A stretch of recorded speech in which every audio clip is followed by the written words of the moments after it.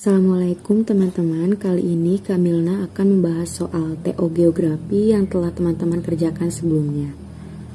Langsung saja kita masuk ke nomor 1, yaitu pertanyaannya, di peta jarak titik X dan Y adalah 10 cm. Jika skalanya 1 berbanding 100.000, maka jarak sebenarnya adalah A. 100 km, B. 10 km, C. 1 km, D. 1000 km, E. 10.000 km. Dari soal tersebut, kita dapat mengetahui titik X dan Y 10 cm sebagai jarak pada peta. Kemudian, skala pada peta tersebut adalah 1 berbanding 100.000. Nah, langkah selanjutnya adalah mencari jarak sebenarnya pada peta tersebut. Masih ingat dengan rumus mencari jarak sebenarnya pada peta? Untuk memudahkan mencari jarak sebenarnya pada peta, teman-teman bisa menggunakan segitiga yang berisi rumus-rumus yang akan memudahkan kalian, atau biasa juga disebut dengan segitiga ajaib. Nah, berikut gambar segitiganya.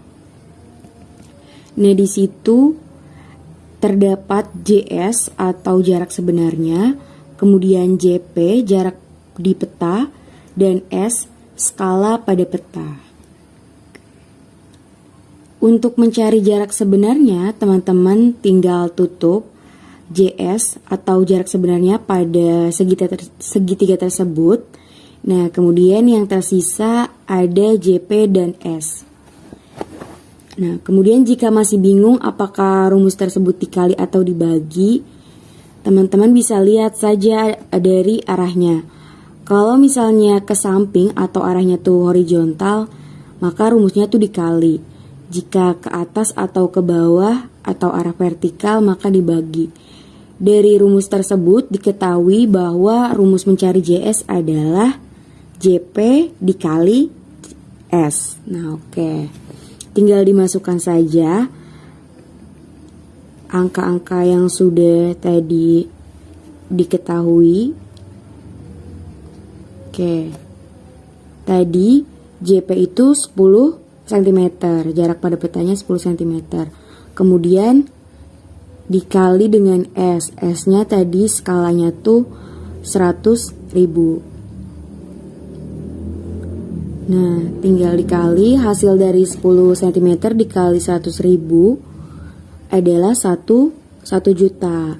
Nah, satuan yang biasa dipakai dalam jarak sebenarnya tuh kilometer, sedangkan hasil perkalian tadi tuh masih satuannya cm. Maka kita perlu mengubah dulu. 1 juta cm jika diubah menjadi kilometer, maka hasilnya adalah 10 kilometer. Kok bisa 10 km? Nah, kalau dari cm ke kilometer naik tangganya kan 5. Maka biar cepat gitu, agar memudahkan teman-teman bisa langsung coret saja. Nolnya kan ada 5 yang dicoret, maka sisa 10 km. Jadi jawaban di nomor 1 yaitu B, 10 km. Oke, kita lanjut ke nomor 2. Di Pulau Jawa terdapat hutan dengan karakteristik pohon yang memiliki daun lebar, gugur daun pada musim kemarau, dan memiliki akar yang dalam. Termasuk jenis hutan A. Mangrove, B. Sabana tropis, C. Musim tropis, D. Hujan tropis, dan E. Tundra.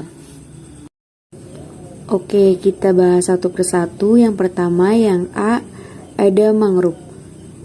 Mangrove atau nama lainnya tuh hutan bakau, biasanya tuh kita temui di daerah pantai-pantai yang landai dan berlumur yang terkena pasang surut. Jadi bukan itu ya jawabannya. Oke. Yang B ada hutan sabana. Nah, sabana adalah padang rumput yang diselingi pohonan dan banyak terdapat semak belukar. Kalau misalnya di Indonesia, umumnya tuh dijumpai di daerah Nusa Tenggara. Yang C ada hutan musim tropis. Hutan ini dinamai hutan musim karena memiliki perbedaan kondisi pada musim hujan dan kemarau yang cukup mencolok. Tumbuhan yang ada di hutan musim pada musim kemarau biasanya akan meranggas atau berguguran, dan pada musim hujan akan tumbuh lebat kembali. Nah, sudah terlihat kan jawabannya, berarti yang hutan musim tropis. Nah, tadi ada ciri-cirinya yang sama, yaitu gugur daun pada musim kemarau. Nah, seperti itu kalau misalnya hutan musim tropis.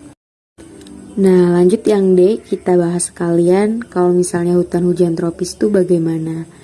Nah, kalau hutan hujan tropis ini adalah jenis hutan yang paling terkenal di Indonesia, yang negara tropis ini teman-teman. Kepulauan Indonesia yang beriklim tropis banyak memperoleh sinar matahari, memiliki curah hujan yang tinggi dan temperatur rata-rata tinggi. Biasanya tuh jenis tanamannya juga beragam karena faktor-faktor tadi. Kemudian daun dari pohonnya tuh lebat, tinggi pohonnya juga mencapai 20 meter sampai 40 meter. Kemudian matahari itu tidak menyentuh sampai ke akar pohon karena terhalang daun-daun yang lebat tadi. Kemudian ada tundra. Nah, tundra adalah suatu bioma tempat terhambatnya pertumbuhan pohon dengan rendahnya suhu lingkungan sekitar. Maksudnya gimana? Karena faktor suhu yang rendah tadi, maka pohon-pohon tuh terhambat tumbuhnya, makanya daerah ini tuh disebut dengan daerah tanpa pohon. Biasanya tumbuh-tumbuhan yang hidup di daerah tundra ini tuh hanya kayak lumut-lumut saja teman-teman. Oke, jadi nomor 2 jawabannya yang C, hutan musim tropis.